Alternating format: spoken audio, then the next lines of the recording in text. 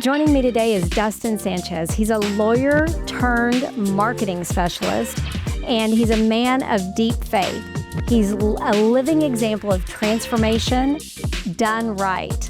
He walked away from a traditional law career and went into entrepreneurship, doing legal marketing. He reshaped his body, rebuilt his business, and he realigned his life with purpose, living in alignment with his faith.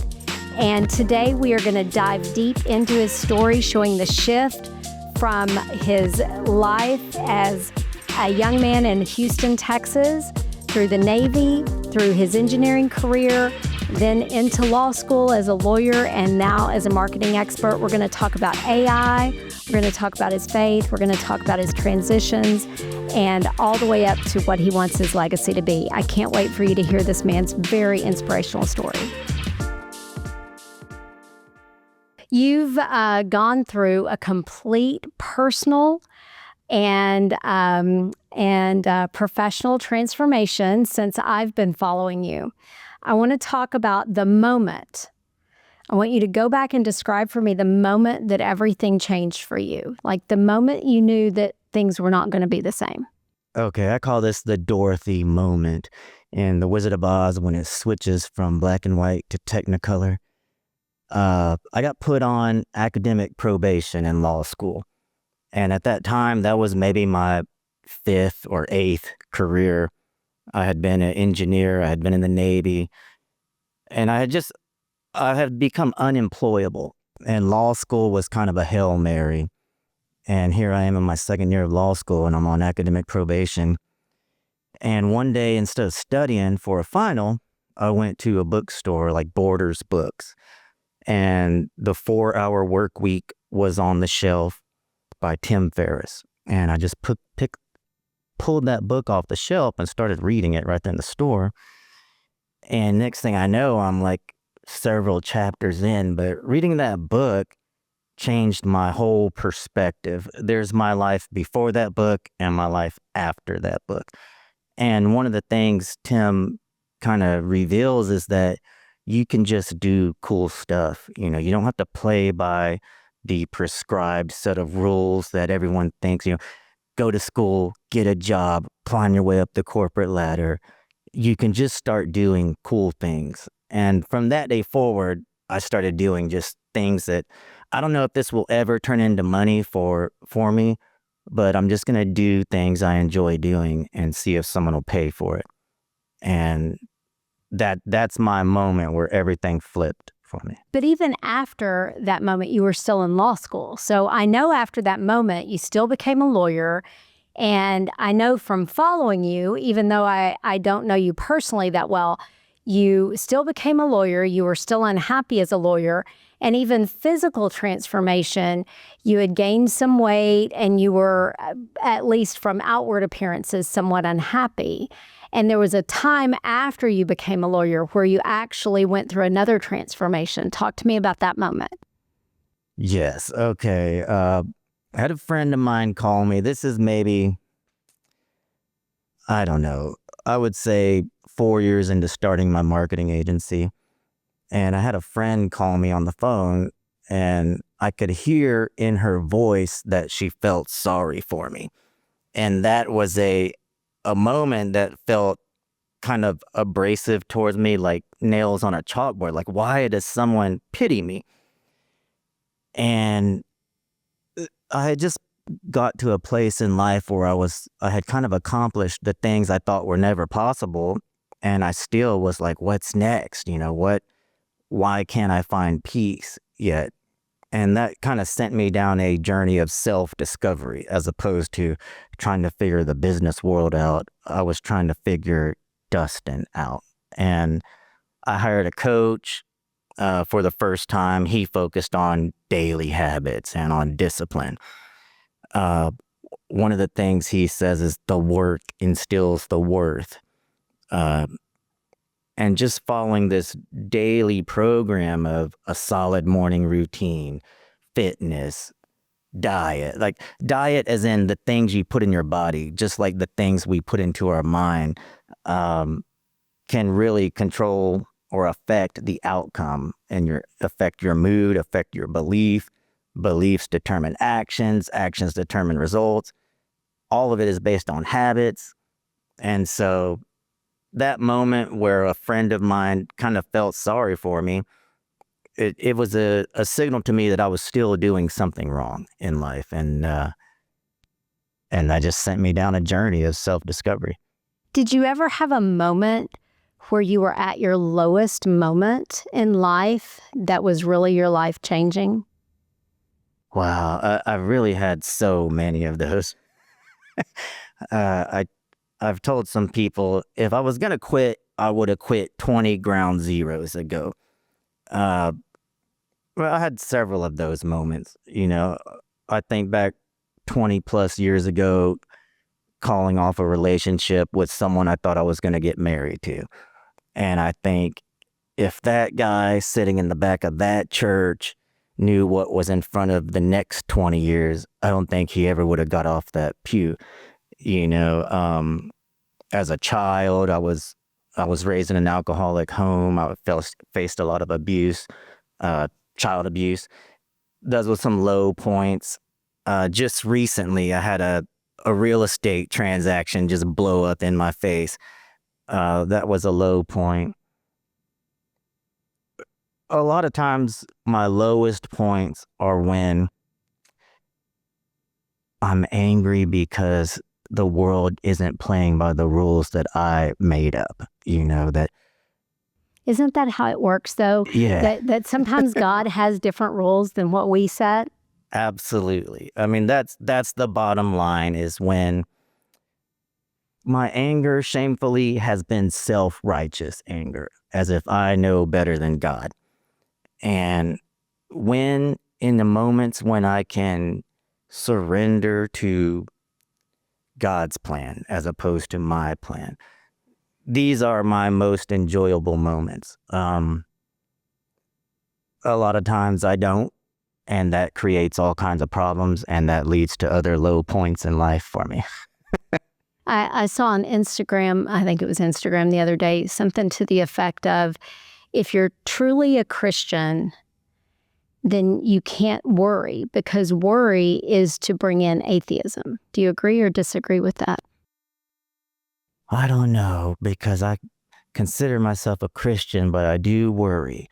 I do too. And that's what I thought when I read that. It's like, but I always am worried, and I'm always second guessing, and I'm always trying harder. And I think that God puts us here, to try and to do. But at the same time, I see the point of that statement. Well, these are human emotions. Even in the scriptures, there's like, be angry and do not sin. Your human emotions can lead to sin. They don't have to, but they're part of the human experience. And I guess in our most obedient moments to the faith, we surrender those emotions to God. Like anger. Anger was a big one for me. And I'm just learning slowly how to be angry and not let that lead to destruction. And I tend to have a lot of Jerry Maguire flip outs. Like, I'm not going to do what everyone thinks I'm going to do, and just flip out, when the world doesn't go my way. But yeah, all of these emotions like anxiety, they're kind of when I'm believing something other than God's plan, and I tend to think in business, it's so easy for me to do. Like if someone cheats me or if I got to refund a client, I think, hey, God's got me on the back end. In love and relationships and other things like that, it's more difficult for me to do. Some people just struggle with other things. Everyone's got their struggle. Yeah. Interesting. What made you decide to leave behind being a lawyer and go into marketing? What made you decide to make that career change? Wow. I sat in the back of law school and I blogged and I played online poker. As an engineer, I was an engineer at NASA while I was going to law school, and I wasn't a great engineer. I could not compete with the people who took the tech manuals home on the weekend and read them for fun. And I found myself the same way at law school, trying to compete with people who had spent their entire childhood talking to their lawyer parents about legal stuff and who just loved this subject matter. Meanwhile, I had a blog on MySpace about dating, and it was just blowing up, and I would do that at 3 a.m. And after reading the 4-Hour Work Week and just studying other people online, it became real to me that I could use the internet to pull money out of thin air. And I could use the internet I could have a thought here, type it, and then the world moved. The world changed because of this gateway that the internet opened for me. And I just felt like I could affect more positive change in the world behind that keyboard than I ever could in a courtroom. Did you ever actually practice law? I did. I did oil and gas for 4 years. I did 1 divorce. When I was at my law firm, I was the engineer at the law firm. So I was able to carve out a niche. When I was an attorney, when I was an engineer, I was the engineer who could talk to people. So I was not a great lawyer. I just found my place in practicing law. And it was, hey, this guy's got experience as an engineer. Any technical question, let's throw it to him, see what he thinks about it. One time they had a guy in there who, the only reason they hired him is because he had an oil and gas blog. And nobody was getting any business at the firm. And the owner of the firm asked me, hey, can you go teach this guy how to write title opinions? He's got to do something, because he wasn't doing very well with his blog. And so I went up there and started talking to him, and he had been a 20, 30-year lawyer. And we had to start at, this is how you turn the computer on. This is Windows, as opposed to... He was blogging and he couldn't hardly do a computer? That was it too. Like, I later found out he didn't really he knew the people that operated that blog. He wasn't really, but that kind of planted the seed in my mind. Nobody here knows how to get clients. If I just did what I was doing on my dating blog for attorneys, I might be onto something. That was the aha moment. Yeah, trying to teach this guy who was getting paid more than everyone else at the firm because they thought he might know how to bring in clients. And when I worked with him, like, this guy's, not only does he not know how to run a blog, he doesn't know oil and gas law either. But that was just an eye-opener for me. Like, there's a giant hole in the legal industry. As I got into marketing for attorneys, I realized everyone they were hiring were just scamming these lawyers. Like, very few people know how to use the internet to make dollars happen. And most marketers that attorneys work with, their skill is convincing unsophisticated clients. As in lawyers, in the world of marketing, they're unsophisticated. And their main skill is convincing unsophisticated clients that they know what they're doing. And my whole shtick was, I'm just going to be honest. I'm just going to tell the truth to everybody. And it really blew up my agency. I have a lot of lawyers that call me and ask to work with me, and they're quoting stuff I said 4 or 5 years ago in a YouTube video. There's a lot of dishonesty in the marketing space. What did it take to walk away from being a lawyer and to go out on a limb and start a marketing agency? It sounds difficult, but it wasn't. I worked at a place called Kilburn Law Firm. Kerry Kilburn was the owner of the firm. He gave me my start in law. But the reality is, I didn't know what Kerry was going to do. Kerry could wake up one morning and decide no more title opinions, And before that, I worked at Caterpillar. I never knew what Caterpillar was going to do. They laid off a whole bunch of people one day.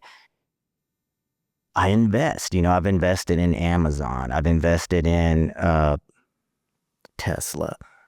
I don't know what Elon Musk is going to do tomorrow. I don't know what the old owner of Amazon is going to do tomorrow, Bezos. But I Other than know get what married to- Dustin's going to do tomorrow. Oh, I like that. I bet on me. And it was the safest bet I ever made in my career. I know every day I'm going to give up and I'm going to make my clients' phones ring or die trying. And there was just, it was easy. People think entrepreneurs are these risk takers, but I hedged all my bets. I woke up at 3 a.m. and I studied online marketing for months at a time. I experimented. I wasted money on training. I talked to people that were in the space. I would work for lawyers for free until I made them, I was their whole business. And so it was no great, the greater risk was to stay in as a lawyer, or I was just barely getting by. I wasn't a great lawyer, wasn't a great engineer. I'm not even a great marketer, but I'm the best lawyer marketer you'll ever meet, Because you know the space? Because when I first started online marketing, I was selling fitness advice, I was selling dating advice. And the people who make money are the top online marketers in the world, right? And I wasn't making a lot of money because I couldn't beat the best online marketers in the world. But one day I said, what if I only had to beat the best DWI lawyers in one city who know nothing about marketing? And that's what I did. I was like, I know I know DWI law because I spent a day at the law library in Harris County. And I've been studying marketing for years now. What if I only had to beat 10 marketers in one city because there's 10 people on the first page of Google? Not all the lawyers in that city, just all the DWI lawyers in that city who don't know anything about marketing. And so to those people, I'm the best, So it's a matter of finding a blue ocean, and I found it. How many lawyers do you know who are online marketing experts? So in a way, you had to niche down super specific, but also niche broad, right? I mean, it's in a way getting specific but broad. Well, I like to think of it in terms of blue ocean versus red ocean.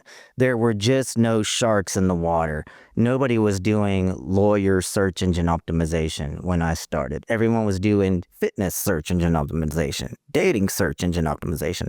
And I just found a blue ocean where there was no blood in the water yet.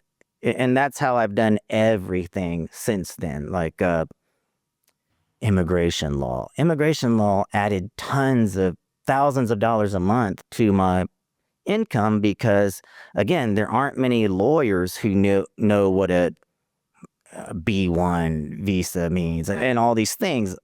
So they're all competing for one keyword, San Diego immigration lawyer or Houston immigration lawyer. And I'm like, I can make money without even competing on that keyword. Right, because that's not what a person searches for. Right. Yeah. But you wouldn't know that unless you had either gone through an immigration process or went to law school, same thing in bankruptcy, same thing in divorce, same thing in personal injury. I had this specialized knowledge in two spaces, search engine optimization and being a lawyer.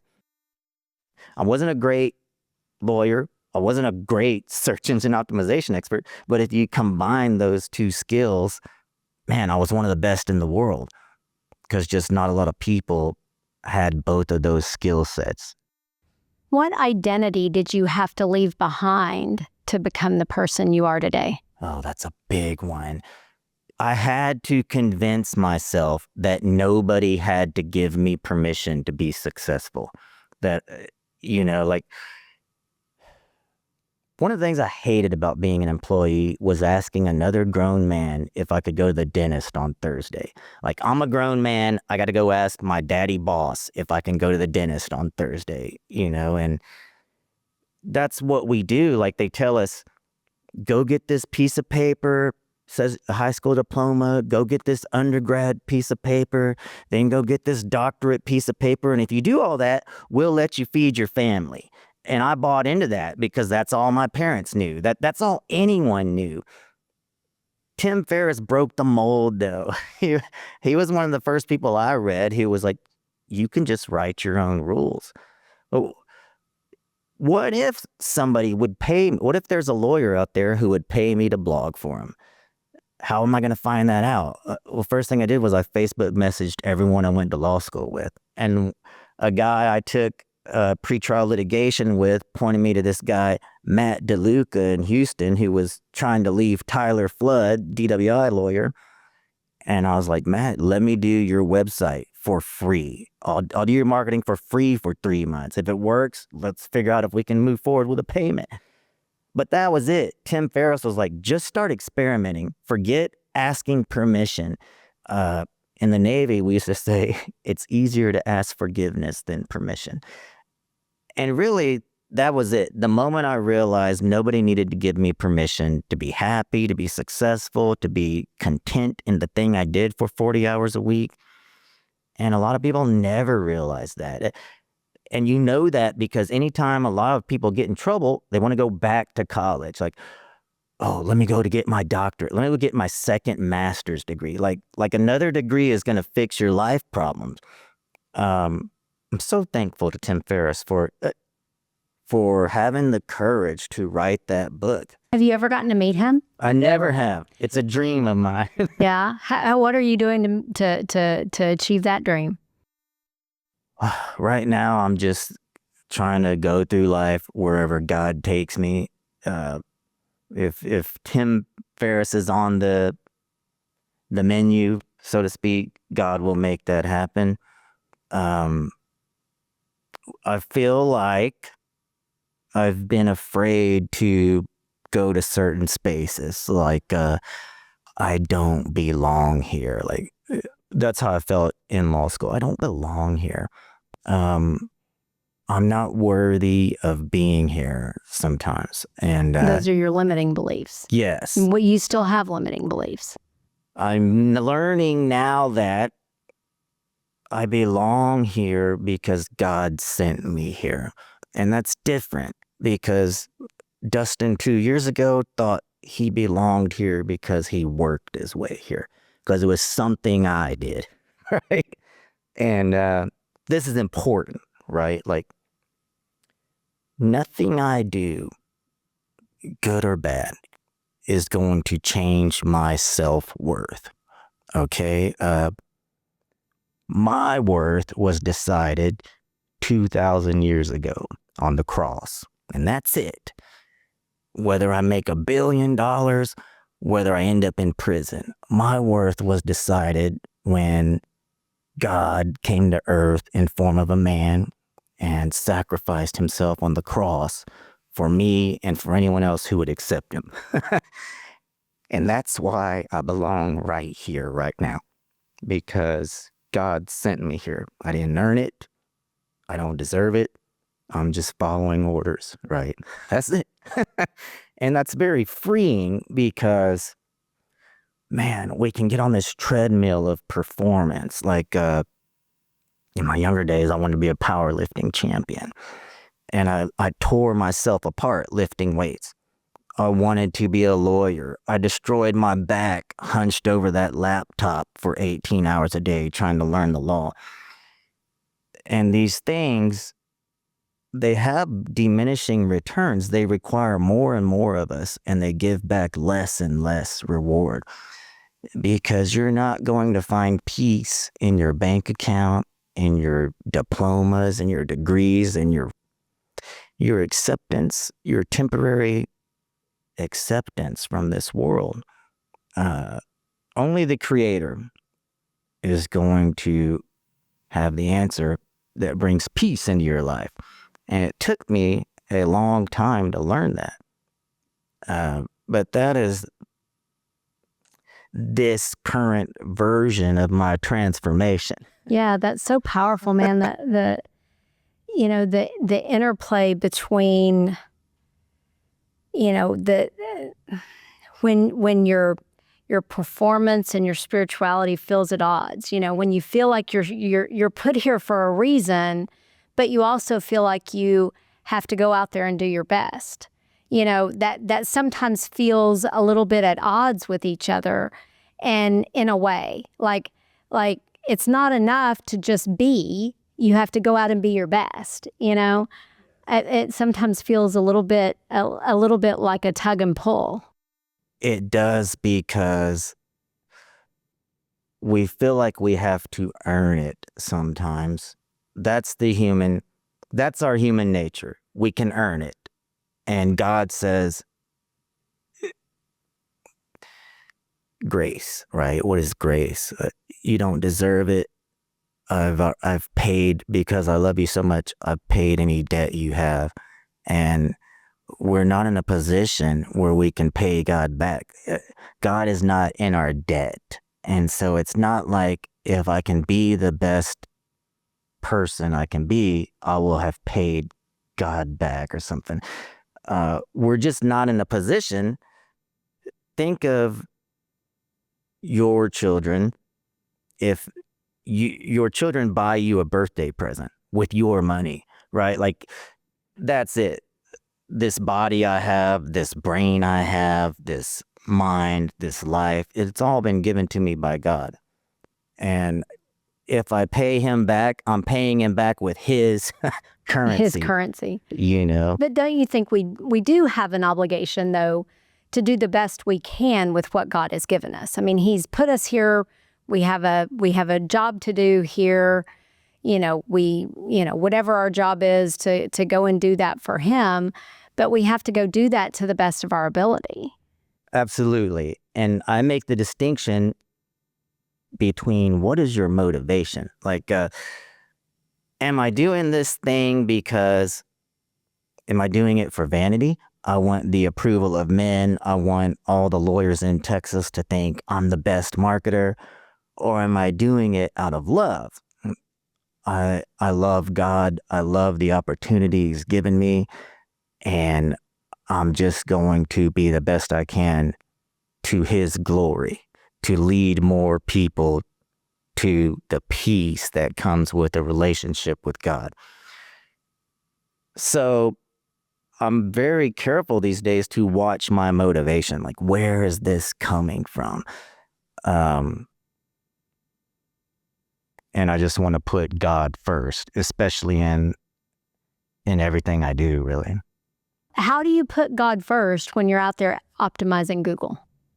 Well, I have a heart for attorneys, and I was an attorney at one time, and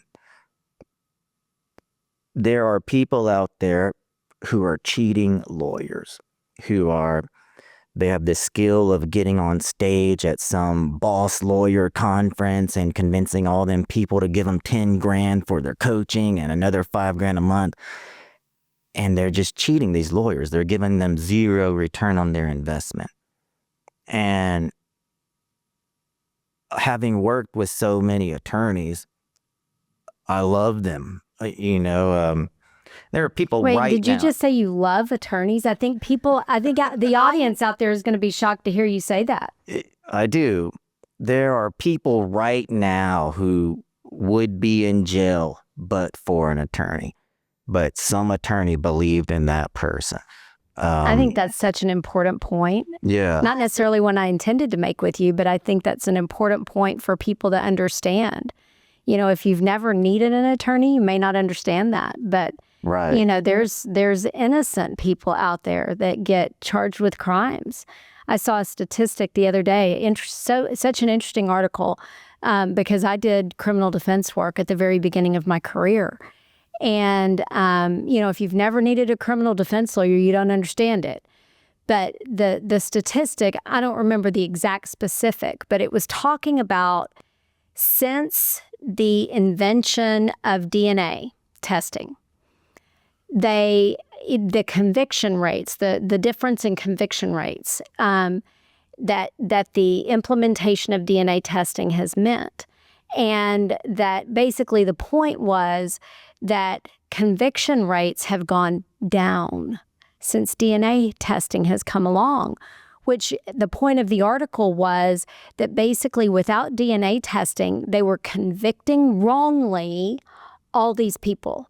And now that we have all these scientific methods of ensuring that the right people are found guilty of the crimes that they actually commit, that we're not wrongly convicting people anymore because of science. And, I've been around long enough in the lawyer space to have practiced before science got involved in the legal community. And so, I've done it that long, and I've seen some of the impact before science and after science. And, that's just such an important, to me, that point cannot be emphasized enough, how important science is in the criminal law aspect of things. And, without science, we were going on hunches and biases and prejudices and innuendo and lawyer argument and who's the best salesperson, of an argument. And how many people must have spent their lives in jail for something they didn't do? And that's just so unfair. Exactly. I believe in due process. Absolutely. The American. And I believe everything. If you did something, you killed somebody, you deserve to go to jail, then you need to be in jail. But if you didn't do it, you shouldn't go to jail for something that you didn't do. Yes. And without attorneys, this whole American system doesn't work, Amen to that. Amen to that. And so the idea that you needed to emphasize that so much kind of speaks to my point, is these attorneys are out there giving it everything they got. And the one thing they don't need is their marketing consultant cheating them, because it is a thankless job. And so that's one of my ministries, is to just come to this space with integrity and honesty. And that's, that's one of the missions God has given me. So in the marketing space right now, AI is coming on strong. I mean, we're seeing articles every day about how ChatGPT and AI is overtaking Google and Google search and Google SEO. What are you seeing on the front lines of marketing with AI? Largely, the marketing space has not figured out how to react, how to respond to AI. There's a difference between responding and reacting. And right now, the marketing space is reacting. They're just jumping on every new gadget. Yeah. My response to AI is to embrace the things that I don't think are going to change. And that is brand building. But largely for a lawyer search, I don't think AI has achieved mass adoption yet. Tell me what that means. For lawyer search, AI hasn't achieved mass adoption yet.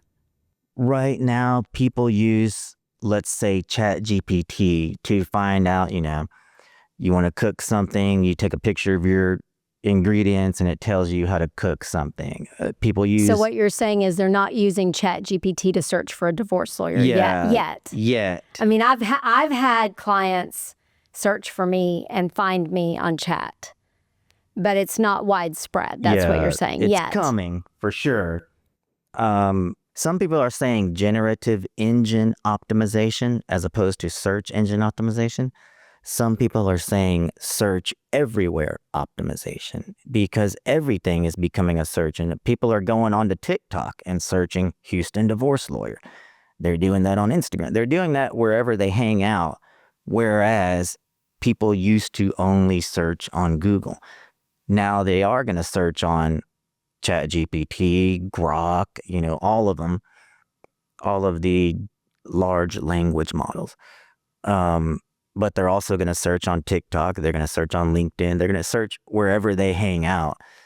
And we try to just be everywhere right now. And most of that is video marketing, branding, because I don't think that's going to go away. So what are you telling your clients to do to build their brand right now that you think will cross the boundary lines between Google SEO and whatever AI becomes in the search or whatever? Really 3 things. 1, you have to embrace video. There's putting your face, your voice, your personality out there is the best way to build a brand. To like, you're probably familiar with Jim Adler. I'm Jim Adler, the Texas Hammer. The Texas Hammer. If you've been injured in an accident, how Call did he me. do that? Like, I can go to this software called Ahrefs, and I can see that more people search Jim Adler than search Houston car accident lawyer. Like some 3,000 people a month search Jim Adler or Texas Hammer. What has happened is he's become the keyword. How did he do that? Television commercials, video, the old way of video, television. Today, you can do that same thing with Facebook video, TikTok video, Instagram video. So primarily, you want to embrace video when you're brand building. Secondarily, you want to tell your story. Like, run a, what do we call those? Reality television show. Run a reality television show, but do it on social media. Just show the world your life as an attorney. Like, pull out your phone. Like day in the life kind of stuff. Yes, every day. Like, you don't need a camera. You got this phone. So as you're walking into the court, talk about, Walking in the court. Yes. Today we're doing a child custody hearing, or we're doing a modification, whatever. So number 1, embrace video. Number 2, tell your story. And number 3 is you have to build community. Like, you have Hell on Heels. That's potentially a giant marketing tool, right? What else? Just own some kind of community, especially if you can't do it you can either do it with your peers, like other divorce lawyers, other immigration lawyers, or do it with your potential clients, like divorced dads, or one of my clients is an ex-police officer.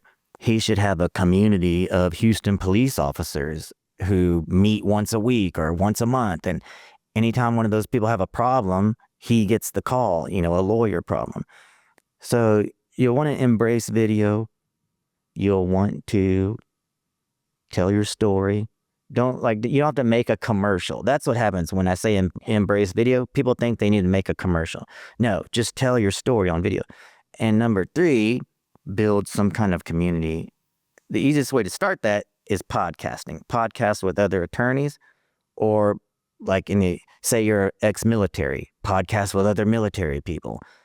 And then I say you want to own that community, as opposed to, say, joining the Houston Bar Association. Yes, that is a community, but you don't own it. Own the community, and then you're the lawyer in their life. How do you stay consistent, though, without losing that authenticity? I mean, for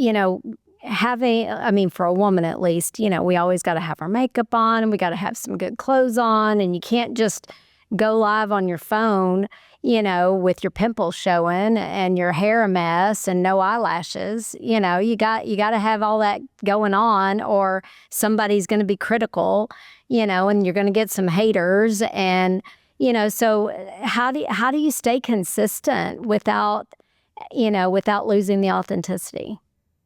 This is where the stories come in, right? Facebook has stories, Instagram has stories, TikTok has stories. So your content that you present to the public, you're all made up, you're in your favorite clothes, or you have a script even, that goes on your feed, like your Facebook feed, your Instagram feed.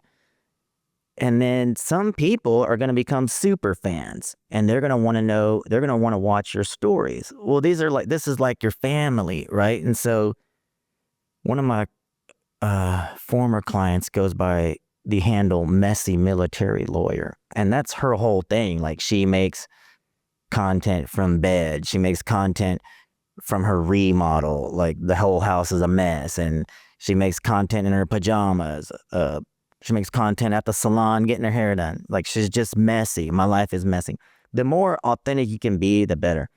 You have to decide that haters are good, because in this economy, haters are great. You want to wake up and try to get a new hater every day, because it's just money. I like that. You want to wake up and get a new hater every day. I like that. Yes. But if you feel like you are uncomfortable making video content unless you are completely satisfied with your look, when you're not satisfied with your look, make stories, because only your biggest fans, people who would never criticize you, are going to be in your stories. So that's what I advise. So you aren't seeing really AI have a big impact on legal marketing yet?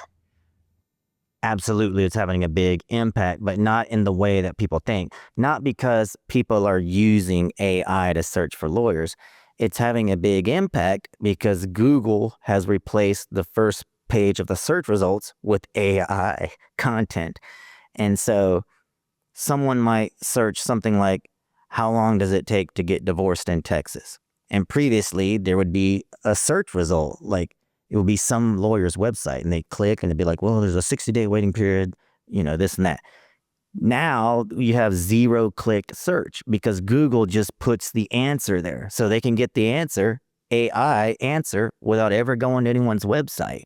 And so traffic is way down, but it's Google search referral traffic.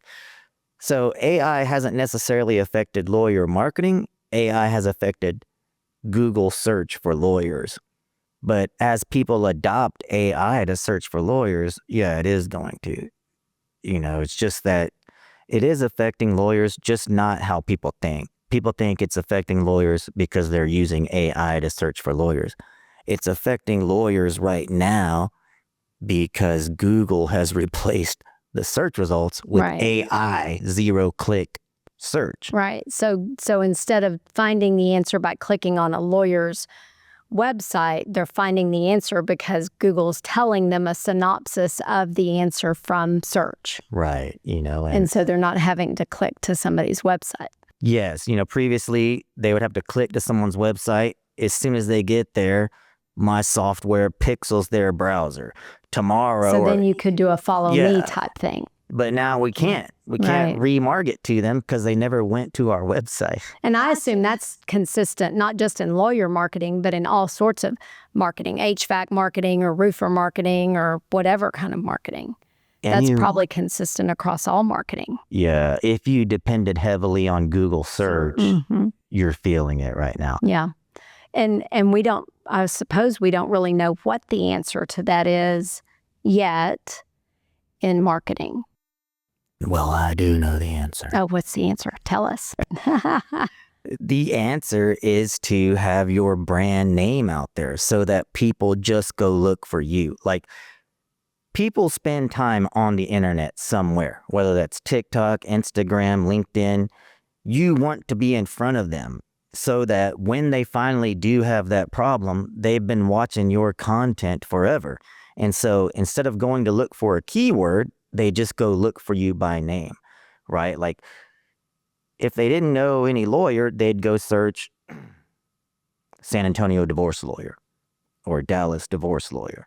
But if they've been on TikTok for the last year and every so often they see the owl lawyers making divorce content and now they're in trouble with their marriage, they're just going to go search owl lawyers.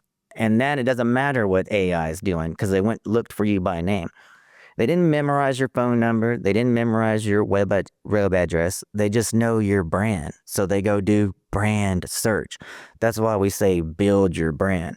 Even if there was no AI, you're still going to be one search result on that keyword search. But if they go look for you by name, you're the whole page, right? And then also if they look for you by name, they've already decided you're their lawyer. So now there's no price shopping. They're just going to hire you. So how do you see AI affecting the legal industry? Soon in every industry. It's not going to be who's the best lawyer. It's going to be who's the best at driving the AI. In law school, it's not going to be who's the most intelligent law student. It's going to be which one of these students was the best at driving the AI. In engineering school, it's going to be which engineer was the best at driving the AI. In every industry, that's what it's going to be, because it's almost like an Iron Man suit. Like, it's if Tony Stark was weak, malnourished, dumb, unintelligent, he couldn't get a lot out of the Iron Man suit. But you throw an athlete, Olympic level athlete who's extremely intelligent, they're going to get a lot out of that suit that a normal person wouldn't. It's going to be the same way with AI. You know, I've had attorneys tell me, one attorney told me on Facebook that I'm not worried about AI because I asked it to summarize like chapter 1 of the criminal law code or something, and it came up with a bunch of bull malarkey. And I was like, really? And within 5 minutes, I had it all summarized and reposted. And then I know I was right, because it was like, oh, look at this a-hole trying to prove me wrong. And I was like, man, it's not that AI doesn't work. It's that they don't know how to use AI yet. That's right. And that's how it's going to affect the legal industry as a whole. Like, somebody's going to beat you, not because they were a better lawyer, not because they went to a better law school. Because they knew how to use the tools better. Yes. Yeah. I went to the doctor recently because I couldn't sleep, and I had blood panels run. And then they emailed me the panel, and they're like, just come in, bring these results with you, come in and we'll tell you what's wrong with you. And I just took those panels and uploaded them, the PDF, into ChatGPT. And ChatGPT is like, blah, blah, blah, blah, blah, blah, blah, eat less carbs before you go to sleep. You know, and I mean, it fixed the whole problem. Right. My buddy Jeff just did his entire divorce in Spanish in Mexico with ChatGPT. No lawyers involved. Jeff is a software engineer in his day job. He's not a lawyer, but he knows how to drive the AI. And I think that's how AI is going to affect everything. Also, it's going to allow one attorney to do what it used to take 10 attorneys to do. You know, that's maybe 2 years away. And I used to invest in real estate. I've stopped all real estate investing because I don't know who's going to have a job to be able to pay rent soon. You know, AI is going to disrupt a lot of things. It's going to decrease the amount of lawyers we need. Every law firm will probably soon, every serious or large law firm will probably have, just like they have an IT guy, they're going to have an AI person. Because AI is going to be like brain steroids. It's going to be like legal knowledge steroids. It's going to be like lawyer steroids. Right. It's going to be like your lawyer on steroids. Right. Yeah. No, I mean, I think that, you know, the whether you like AI, whether you don't like AI, whether you're scared of it, whether you agree with it, whether you disagree with it. I mean, the thing about AI is it's a train that's coming. The sooner you embrace the train, the sooner you get on the train, the sooner you get knowledgeable about the train, you know, you're going to be that much ahead of it because it's coming, whether we like it or not. You know, it's like the internet was when I was a young lawyer. The internet was coming. The sooner you get to know it, the better. And that's how AI is. I mean, I think that you put it perfectly. I mean, it's going to disrupt everything we know. And it's going to change so many things about our industry, the legal industry, every industry. And it's going to change the way that our jobs are set up. I mean, paralegal jobs, receptionist jobs, even lawyer jobs. I mean, I don't know that I think it'll change all lawyer jobs, but it'll certainly change a lot of them. It may change our judges' jobs. It may change a lot of things to administrative that are now courtroom litigation. I mean, you know, it may even change appellate work. I mean, maybe not in the short run, but maybe in the long run. I mean, it's gonna change so many things that we just can't even imagine right now. And I think that the only thing we can do, either individually or as a society, is learn it and get on the train faster. Absolutely. Another thing neither one of us mentioned, lawyers are fond of saying, your Google doesn't replace my law degree or something to that nature. Well, Google may not have, but AI has. Well, your potential clients are going to be educated to a degree that we've never imagined. Mm-hmm. They're going to be shepherdizing the attorney, So yeah, that's. Oh, I have clients right now who are preparing me legal briefs on ChatGPT. Now, they're not very good yet. Mostly they're based on federal law, and the law isn't very good yet. But I think that's more indicative of the client not understanding the right prompting to use, rather than the ChatGPT not knowing what to put out, the output. But yeah, I have so many clients right now that are ChatGPT helping me that, that's only going to increase, But I think AI and how it affects the marketing industry, how it affects the legal industry, how it affects every industry is just, I think it's a rapid increase. It's a synergistic increase. Right. I think the bigger conundrum is how it's going to affect humans, because the temptation is going to be for everyone to outsource your brain, like outsource your critical thinking abilities to technology. I love that you brought that up. That was something I actually was reading on a few days ago. This debate of letting ChatGPT think for you versus letting it ideate for you, and then you do the thinking, and then using it for more ideation, and then you do the thinking. Yes, I think you're onto something there. I've recently had the occasion to work closely with Gen Z. And you can't miss how some of Gen Z lacks skills in terms of communication, in terms of human-to-human interaction. And some of Gen Z is more comfortable doing this. Like, I thought in hiring Gen Z, they got computers.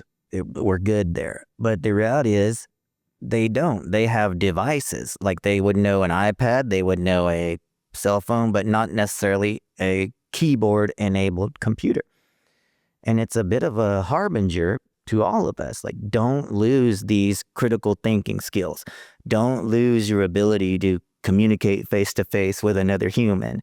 To communicate, period, as opposed to texting in 140 characters. I've kind of coined this term for myself, cave mentality. Like, in embracing artificial intelligence, you need to embrace your caveman roots, your Neolithic roots or whatever, like staying fit, embracing fitness, embracing hard things like hard mental challenges. You talked about running a half marathon recently. Like, these skills are going to be very important, like the ability to challenge yourself, the ability to hear no and keep going, because technology has made it such that our comfort is killing us now. Right. What do you think is the one thing that AI is not going to be able to replace?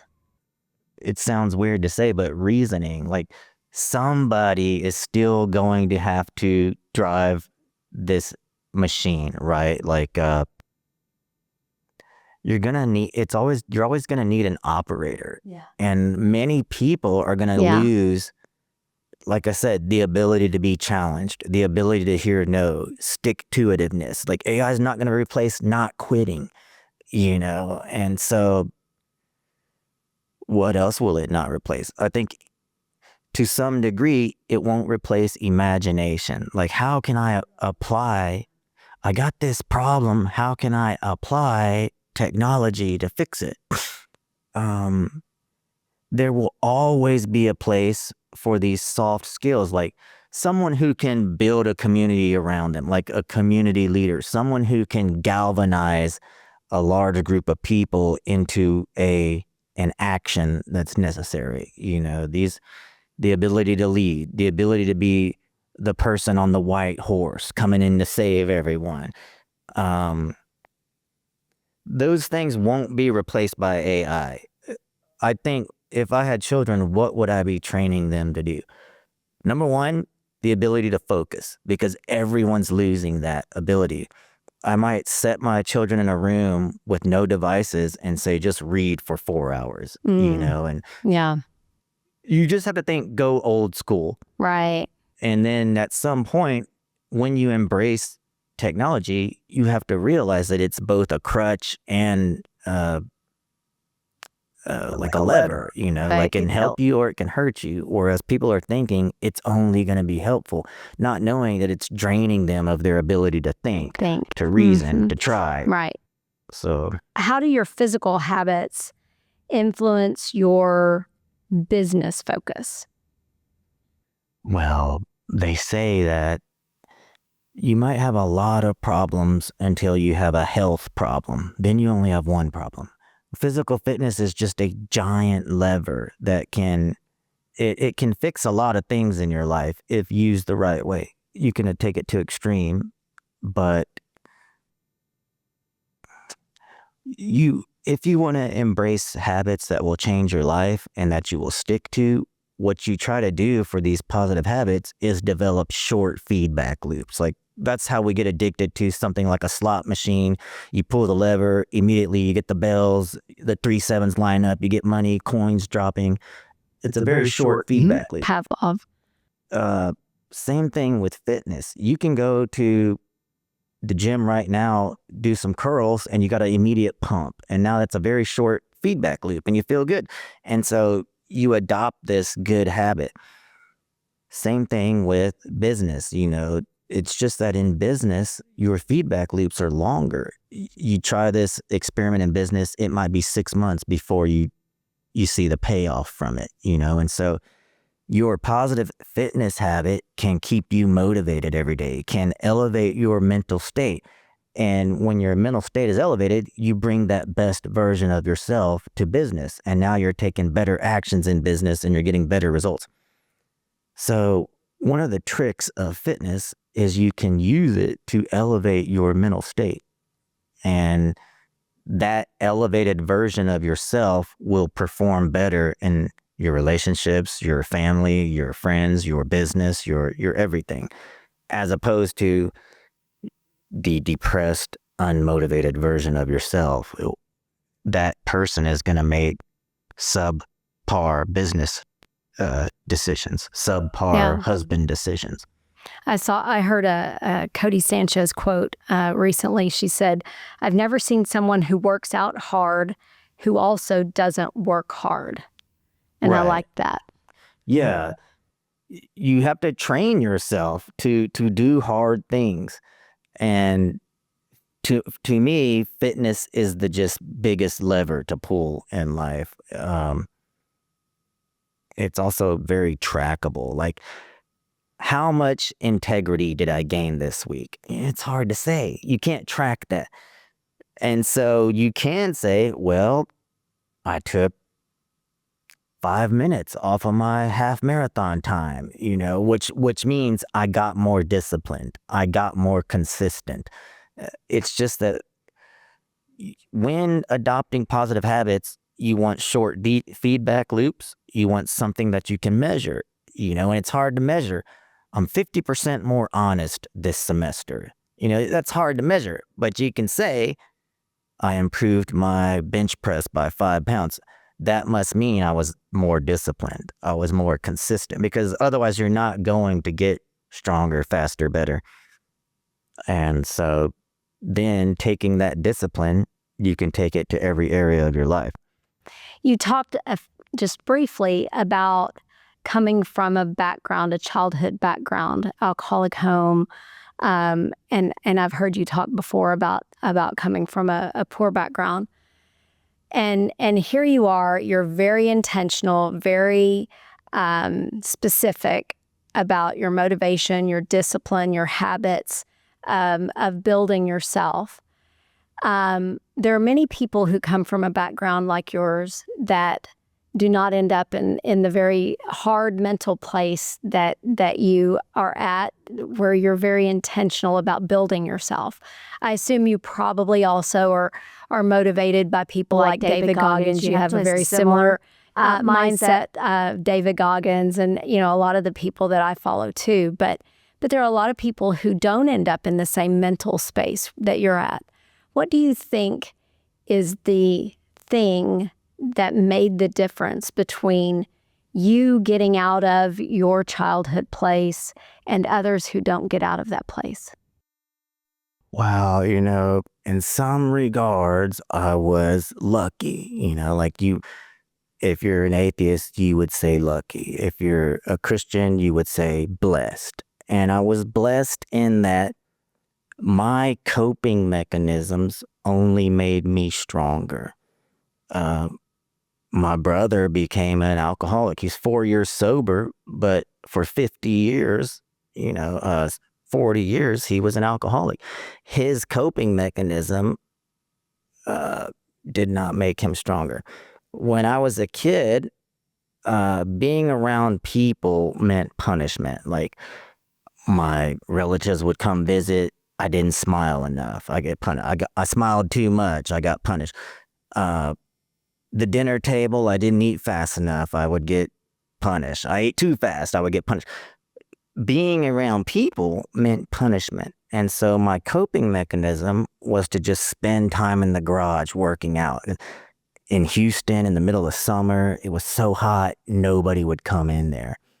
And that random coping mechanism, or maybe God gave me that, I don't know, but it's fortuitous because that particular coping mechanism produced discipline and consistency, and it showed me the positive change that discipline and consistency could affect in a person. And so I was just lucky. My brother had an interest in bodybuilding. He was 10 years older than me. So when he was, say, 15, I was like 5, and there's a stack of bodybuilding magazines in the room. And so I would read those magazines and just embraced weightlifting.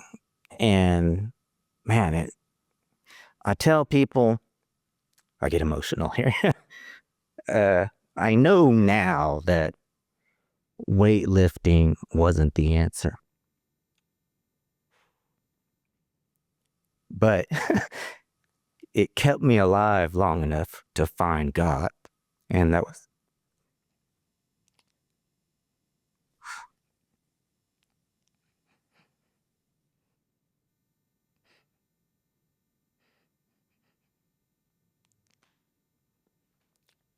the answer in my life. And I was just lucky, I could have turned to weed. Some of my family turned to drugs. Some of my family turned to alcohol. And man, it caused a lot of destruction. I turned to weightlifting, competitive weightlifting, powerlifting. And that caused eventually what I should have turned to. I just was too young. I should have turned to God. I turned to weightlifting, and like I said, these things have diminishing returns. Eventually, I tore myself apart. Like, I was a national champion powerlifter. At the same time, every morning getting out of bed is a struggle. My back hurts, my knees hurt, my shoulders hurt. These things we turn to, being successful, studying, weightlifting, they're good things so long as you don't make them a god. And that's what I did. I turned these good things into weightlifting can give me my worth. being a successful business person can give me my worth. I took these things that are good, that are supposed to add to your life, and I made them a God. Because the reality is only God can give you your worth. So at some point, weightlifting went from adding to my life to destroying me physically, and the same thing with success, money, relationships, women, anything that you put above Christ in your life is eventually going to ruin you. It's eventually going to become its opposite. And that's true with all things. All things in excess become their opposites. Sure. What would you say to a young man in a poor situation in Houston who is in a situation like you were in, who feels like he has no hope and no way out? What would you say to him today to give him hope? First of all, I would say join a church. I